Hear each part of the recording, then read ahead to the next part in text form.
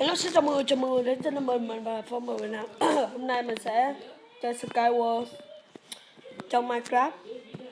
Yeah, thì cuối cùng Minecraft của mình đã khắc phục được cái lỗi rồi. Ok.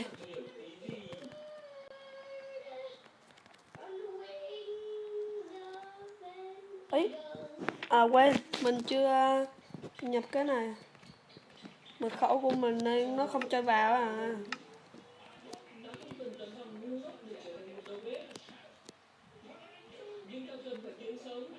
Ok, chúng ta sẽ bắt đầu với cái chỗ máy bay này.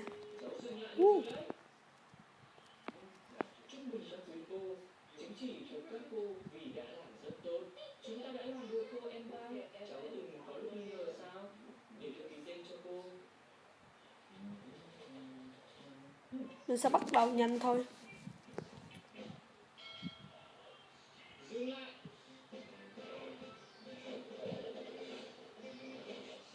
Ok, chúng ta bắt đầu.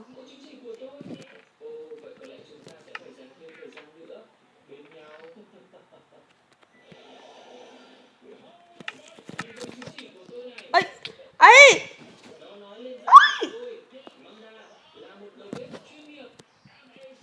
mới vô là thua rồi.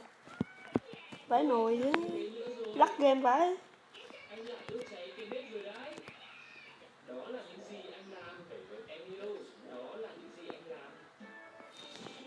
Thì chỉ xem thôi thì chán lắm. Chúng ta sẽ bắt đầu chơi tiếp nè.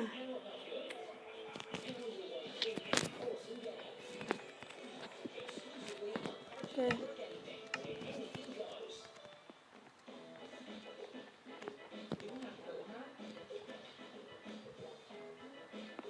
Nữa. Fuck! Sao có xem hồi vậy trời?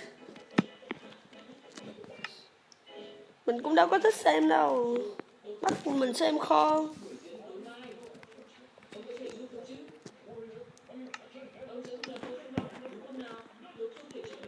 Thì mình cho các bạn thấy luôn thì cũng không có sao đâu. Thấy cái mật khẩu của mình cũng không có sao đâu. Tại vì sao biết không các bạn? Tại vì là dù các bạn có thấy mật khẩu đi cho nữa thì cái tên của các bạn sai thì cũng như vậy thôi.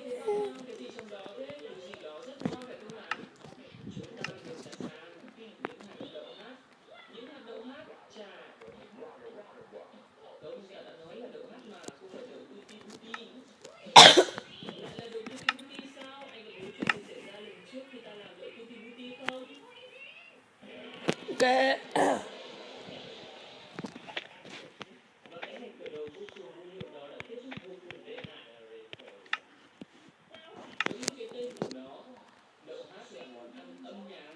Ok, chúng ta bắt đầu. Lắc game với. Lắc quá.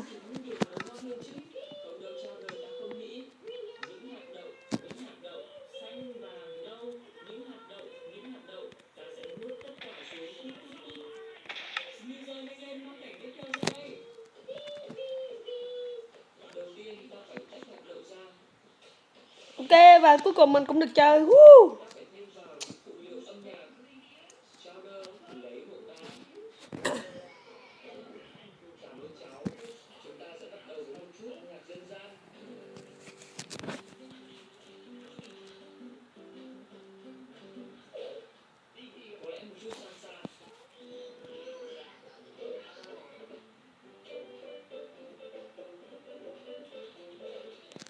Ok, chúng ta bắt đầu. Wow. Mình phải chém nó mới được. Chó. À! Nữa, vai nồi.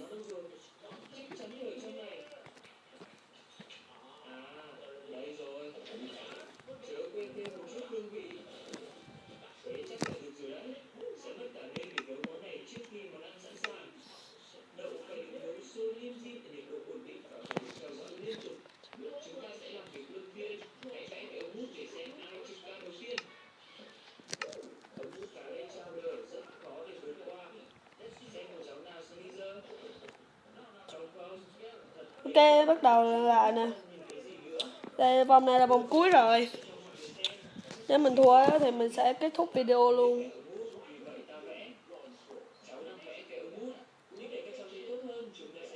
Và lần sau mình sẽ quay Hunger Games tập 3 nha. Thì Minecraft đã được hồi phục rồi nên có thể quay Hunger Games.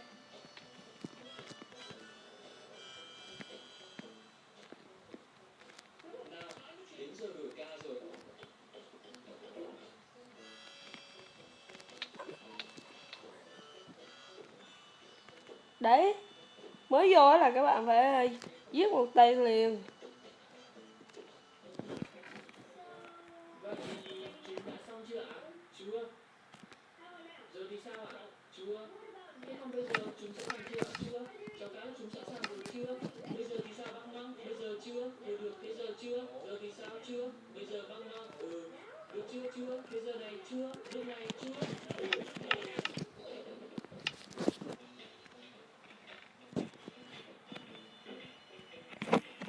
Ok, có vẻ đủ rồi.